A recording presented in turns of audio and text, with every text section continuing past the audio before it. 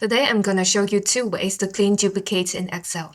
The first way is the classic remove duplicates. So select the list that you want to remove duplicates, go to Data and click on Remove Duplicates.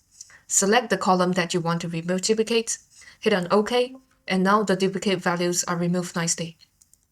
This method is clean and easy, but it's static, which means that in the future, if there's new rows added in, then you'll need to repeat this process again.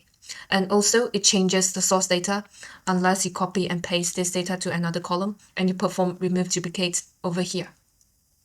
And the second method is using this function called unique, and you select this array that you want to remove duplicates, and now you got your unique list. This method is much more dynamic, which means that in the future, if there's new rows added in, this list updated automatically. So both methods are able to remove duplicates. It's just that the first method works in every version of Excel, but it's more manual and static. And this unique function method is only available in Microsoft 365 and also Excel 2019 and newer version. So comment below and let me know which method you prefer, and I'll see you next time.